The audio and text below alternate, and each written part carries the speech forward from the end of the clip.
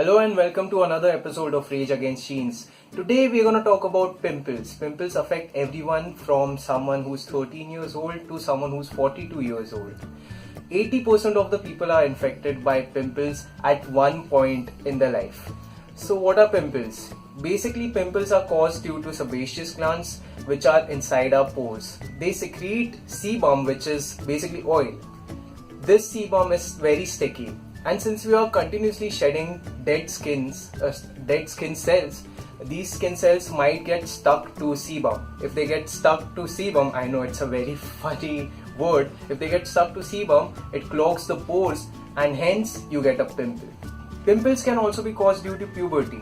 This is because during puberty the sebaceous glands are very active and they secrete a lot of sebum, hence causing more chances of you getting pimples because of the sebum.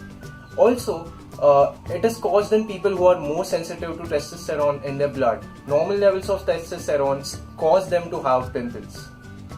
This doesn't mean if you have high testosterone you will necessarily get pimples, but if your skin is more sensitive to testosterone, you might. Some pimples are also caused due to yeast infections. Since yeast loves to fest on sebum, mostly these pimples are caused near your cheeks and behind your back. So these pimples are different from the other pimples because this is because of an infection. So you might need to go to a doctor for these kind of pimples. So should you pop a pimple? Experts recommend you should not pop a pimple. They do not advise you to pop a pimple because it is very difficult to pop and not get scarred or have an outbreak. So if you have decided to pop a pimple, let me remind you that it might scar you and cause an outbreak. Basically, an outbreak is if you pop one pimple, another pops up and so on. And they keep on multiplying, which can be really bad for you. And no amount of popping can stop that. However, it is irresistible to not pop a pimple when it's staring at you when you look at the mirror. So what can you do to reduce the chances of getting an outbreak or getting scarred while popping a pimple? So if you're decided to pop your zit anyway, use cotton swabs instead of your fingers. This might help you to escape bacteria that might be on your fingers. You can also wash your hands, but that is not as sterilized as cotton swabs. You can also get a comb dome extractor, which is basically a vacuum. It pulls out your the pus and whatever blackheads you have on your skin without touching it. So basically you won't get any bacteria on it anyway. The third option is getting strips for blackheads, but that's only effective for blackheads. Do not do it on pimple because that might not be that effective and might cause a tear in your skin.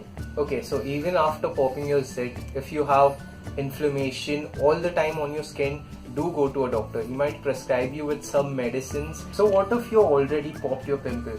Can you reduce your scars? The answer is yes. And there are two ways. The first one is the natural way and the second one is the medical way. In natural ways, you can always use lemon juice. Simply apply 1 part lemon juice and 1 part water, which is half lemon juice and half water, to your skin wherever it's darkened due to the scar. It will basically lighten up that part and equalize the overall tone of the skin, making it look like you don't have a scar.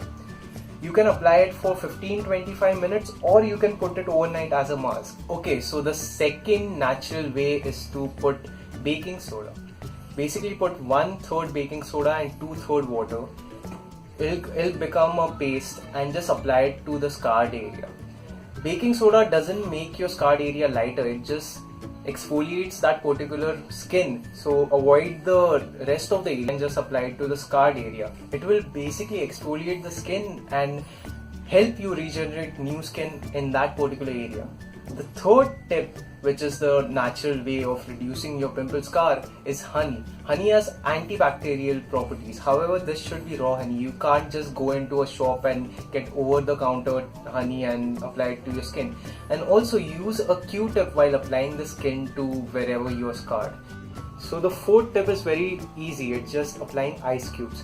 Basically take an ice cube, put it in a cloth like a napkin or something and rub it over the scarred area. This helps you exfoliate that skin and also reduces inflammation in that particular area.